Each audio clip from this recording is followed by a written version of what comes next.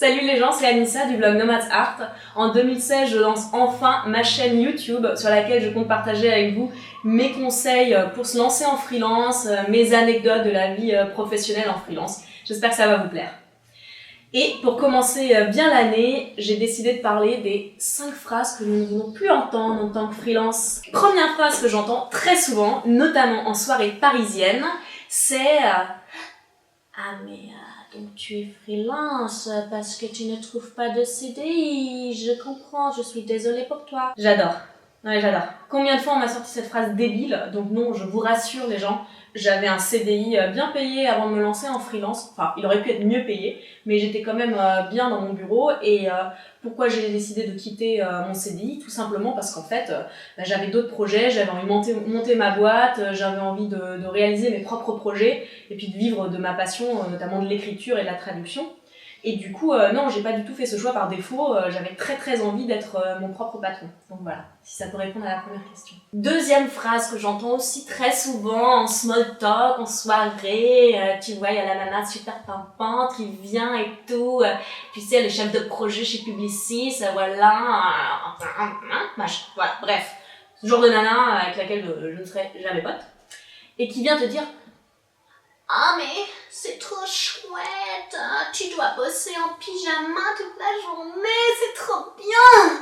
Donc elle est au bord de l'orgasme et là, tu l'arrêtes et tu lui dis « Non, je t'explique.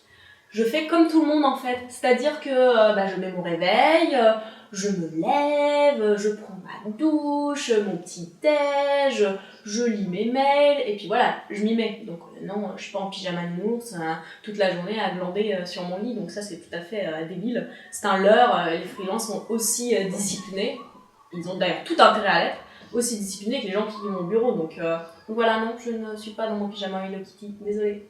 Voilà, troisième phrase que j'entends très souvent, et là, récemment, j'ai eu d'ailleurs un mail, et qui m'a fait très plaisir, et d'ailleurs, vous avez dû en recevoir un du même genre, ça fait toujours plaisir.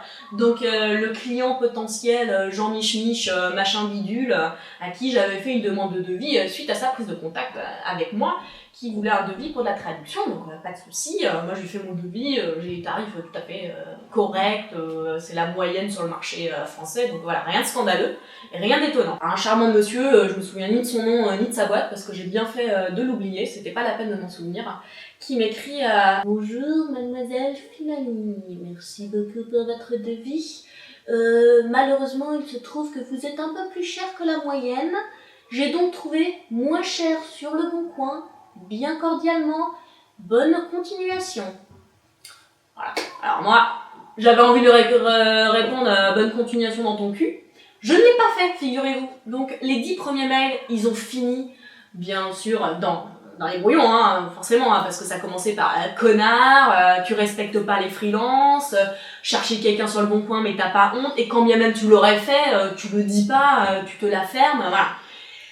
J'avais, voilà, la haine, j'avais envie de lancer un syndicat des freelances, j'avais envie de donner des interviews sur BFM TV pour dire la traite des freelances, c'est horrible. Et du coup finalement le 11e mail je l'ai quand même envoyé, j'ai dit écoutez monsieur machin truc, voilà, merci pour votre réponse, écoutez, bonne continuation avec votre prestataire trouvé sur le bon coin.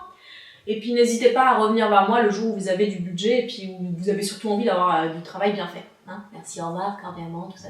Quatrième phrase que j'adore entendre parce que j'y ai très souvent droit, c'est vous savez ce petit mail le vendredi à 19h35, là vous êtes en train de vous dire allez c'est parti, c'est le week-end, hashtag TGIF.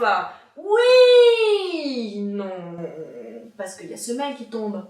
T'es en train d'appuyer là pour dire éteindre l'ordinateur et non, il y a ta petite cliente adorée qui te fait Anissa, c'est urgentissime. Il faut absolument que tu fasses cette traduction de ce tableau Excel hyper important qui va sauver le monde. S'il te plaît, c'est pour la première heure, lundi. Qu'est-ce que la première heure? C'est ça la question. Est-ce que c'est lundi 8h? Est-ce que c'est 9h? Est-ce que c'est 10h? Parce que personnellement, surtout le lundi, après un week-end quand même bien arrosé, j'aime bien commencer mon lundi vers 11h, 11h45. Donc du coup, moi, en 2016, j'aimerais vraiment que mes clients ne m'écrivent plus ça. Ou alors, qu'ils me l'écrivent. Mais par exemple, le mercredi, Comme ça, à la rigueur, je le fais pour le vendredi, moi, il n'y a pas de souci. Mais par contre, le lundi matin, non, c'est pas cool. Surtout que je vis à Barcelone, donc moi, mes week-ends sont faits de sangria mojito, donc le lundi première heure, c'est un peu difficile. 5e et dernière phrase que je ne veux plus entendre, vraiment plus, et que vous avez entendu vous aussi, parce qu'on est tous passés par là, et surtout au début de notre carrière. C'est ce petit mail, au bout d'une semaine, on n'a toujours pas été payé, on relance 2 fois le client, on veut pas être relou, mais bon, quand même, là, on commence à avoir des soucis d'argent, parce que quand même, c'est un peu beaucoup d'argent et t'as un peu pas beaucoup sur ton compte. Ton client, finalement, prend le temps de te répondre, et il te dit « Ouais, salut Anissa, alors voilà, écoute, j'ai eu tes mails, désolé, j'ai parlé à la compta et il se trouve que la compta a fait une boulette. » Je deviens rouge, écarlate de rage. Pourquoi? Parce que il faut imaginer que la compta, ils sont payés pour faire ça. La compta fait de la compta. Et de nos jours, moi j'ai pas envoyé ma facture par pigeon voyageur, hein. Ah mais non, ça je le faisais avant, mais ça marche pas bien. Ça marche pas bien et du coup je me suis mise au mail en fait. Et c'est un super truc ça en fait. Ça marche avec internet, c'est plutôt cool, c'est plutôt efficace. Et en fait t'envoies ton truc et puis l'autre le reçoit, voilà, il le reçoit et puis c'est super cool. Parce que du coup ça se perd pas.